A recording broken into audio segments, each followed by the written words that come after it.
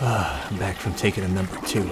Speaking of, I'm playing the second zombies map ever made, Zombie Verrückt.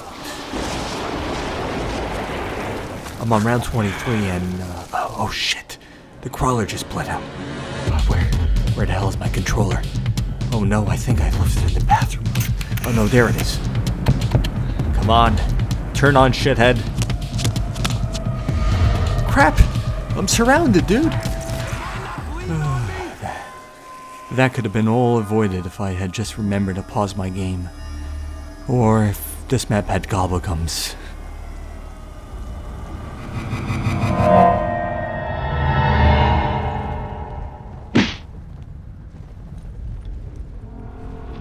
Verrückt, or Verrückt, or Zombie Verrückt as it was called in World at War, released as part of the first DLC for the game on March 19th, 2009. Verrückt's design has the classic circular type structure, and the thing that really stands out off the bat is the layout of the map, as it's split into 2 distinct sides. One side is filled with American weaponry like the Thompson, while the other half contains German guns like the MP40. If there are 3 or 4 players in your match, it'll split the team into both sides in the beginning, which is certainly unique for the mode. While the map has some one-off aspects to it, it also introduced many features that became staples of the series. Some of the main features that Verrückt introduced included the power switch, electric traps and perks, D-pad equipment like bouncing betties, mystery box moving to different locations, zombies being able to attack you through barriers, and it's also the first map where characters had voiceover, and there was even an announcer for item drops too. Verrückt has gained a reputation for being the scariest zombies map ever, and I suppose it's warranted to an extent, as there are many components which contribute to the map's eeriness, most of it being its difficulty level compared to subsequent maps. On Verrückt you have spooky sound effects, Headless Horseman the Apocalypse which takes several seconds to die off, psychomaniacal super sprinter zombies, sticky enemies who viciously double smack you, zombies spawning in before the round change music even finishes, and no crutch weapons to bail you out of a predicament. Also, quick revive doesn't even work on solo, so you're one and done. At any point your match can abruptly end. There are also no dog rounds or anything like that to give you a breather from all the action either. Dogs shipped on Shinanuma, but we had actually had dogs in Verrückt.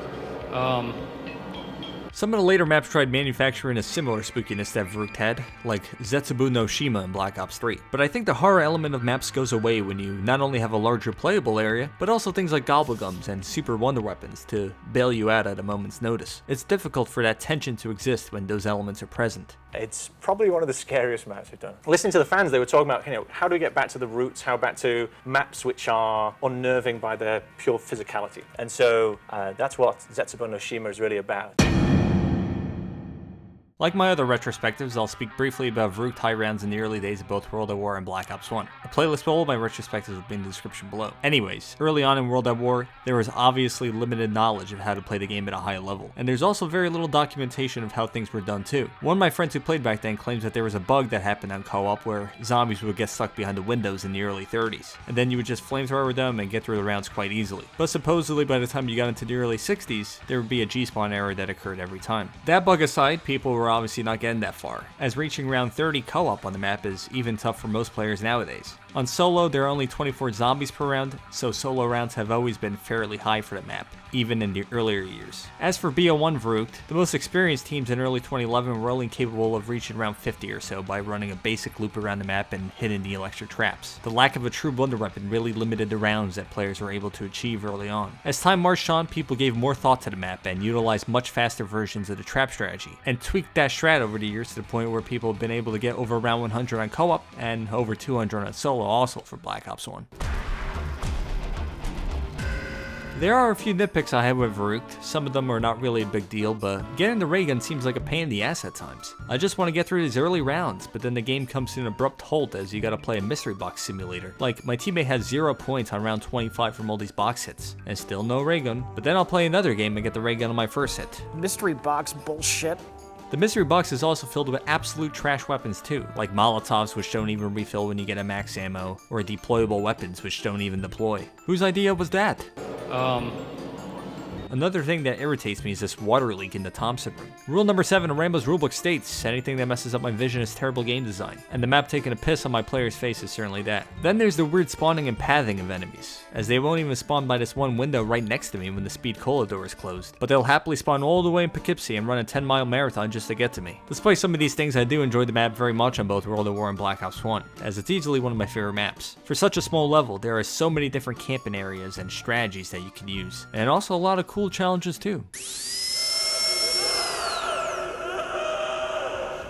Sometime in late 2013 and throughout 2014, there was a Verrückt renaissance of sorts, where people started to revisit the map and play first room challenges on it quite often. Here's a screenshot I have from 2014 where I received 3 consecutive messages about the map from 3 different people. One person asked me to play a first room challenge on BO1 Verrückt, someone else asking me to play a no power challenge, and also another person asking me to play a game on World at War Verrückt. The stock for the map was booming, and for good reason. The first room challenge on the map was obviously unique with the splitting up of players into different rooms. And then there were also small intricacies of each room which added additional strategy, like being able to help your teammates by tossing grenades into their room, or even reviving a teammate through the wall over here. This aspect was obviously unintended, but it was a nice little happy accident which made the challenge more fun and accessible. Then if you're playing solo or a 2-player match, you need to decide which room you want to play in, and both have their appeal. One side has quick revive for solo, which is nice, but the other room is a bit larger and has purchasable grenades to easily kill off hordes. In any case, first room challenges were originally supposed to be quick matches which tested your ability to improvise. It was very freestyle-y. Eventually some people got a little tired of attempting lengthy high round games, so they started to experiment more with first room challenges. Then the propagation of 360 reviving and a deeper knowledge of player movement changed the way that first rooms were approached as well. Optimal strategies for nearly all the first rooms were discovered and perfected over time. Knowing your pinch points, where you should make each cutback, whether you should put boards on certain windows, how many you put up, when you put them up, all the different permutations that could arise in such a small room were eventually figured out to a very precise degree. Naturally, records for these challenges became highly sought after, and first rooms, which were originally the antithesis of high rounds, ironically became something like high rounds themselves, in terms of the time commitment and effort needed to get a record.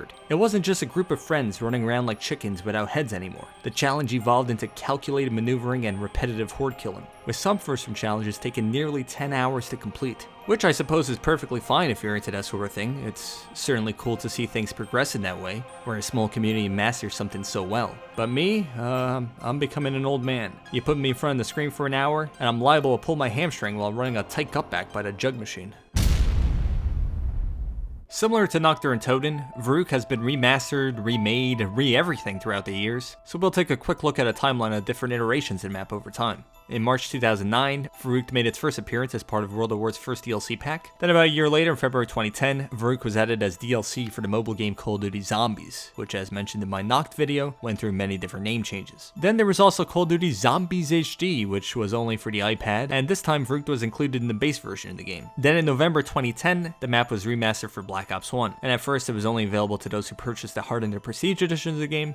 This BO1 version added monkey bombs and even the Winter's Howl for some reason. Interestingly enough, if you search public lobbies, the little blurb will actually refer to the map as Zombie Verrückt, like it does in World at War. Then in August 2011, the map became available through the Resurrection map pack, which increased the player base quite a bit. Fast forward to September 2014, when the map was reimagined in the Call of Duty Online game, which released in China. Unfortunately, I cannot speak much about the current events in Hong Kong. My channel is currently on life support as it is.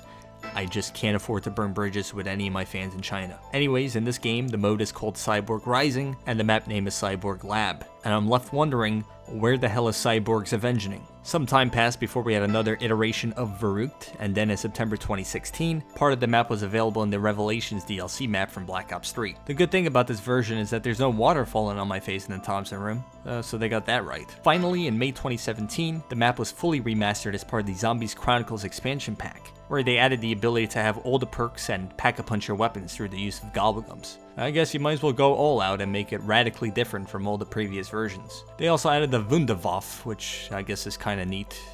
Maybe. As per usual, I'll end the video with additional features of the map and other bullshit that I think is worth mentioning. Verrückt marks the first time in not just zombies, but all of Call of Duty that a playable character had voiceover.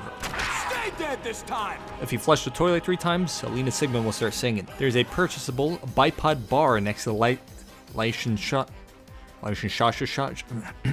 in the tiny room here, and it costs 2,500 points for some reason. You can't even use the bipod. And in the BO3 version, they also have some trash-ass gun in here that costs 5,000 points. That's a bigger ripoff than the Black Ops Pass for crying out loud. On World at War Verrückt, sometimes you get a teddy bear on your first box hit at a new location. Also, the mystery box doesn't move behind locked doors, which is pretty cool. Additionally, if the box is by the toilets, you can spin the box through the wall behind it. I guess there's some sort of revisionist history where one of the Marines on the original Verrückt is supposed to be Dempsey. The writers and fan base are fascinated with having an explanation explanations for things from the past which don't really need any explaining at all. Like, 4 unknown Marines are in an asylum and surrounded by zombies. Got it. It's mysterious and allows you to put yourself in the place of these essentially faceless characters. But instead the canon is now that the asylum was a Group 935 facility and Dempsey was one of the Marines and they were on a mission that saved Peter McCain, and it's like, okay.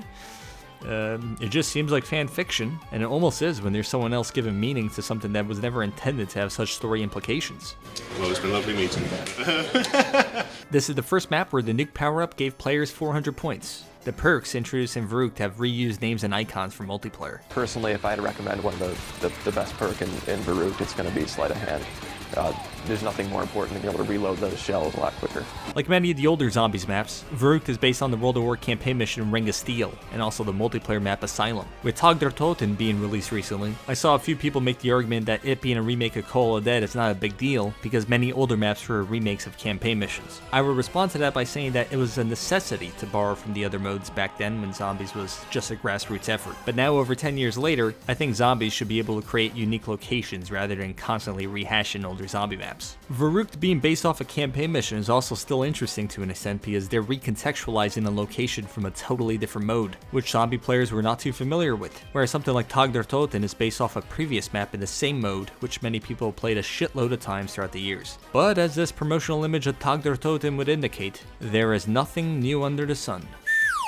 Verrückt also made an appearance in the Asylum location in Blackout, in addition to a small part of the map being featured in the BO4 multiplayer DLC map Remnant. One of the Marines in the original map has a few Ash Campbell lines from Evil Dead, such as, "Groovy, give me some sugar, baby. This is my boomstick." So that's Verrückt. This video is running a little long and I think the Chinese government is knocking on my door, or maybe it's some Fortnite trick-or-treaters, I don't know, but I'll have to catch you later.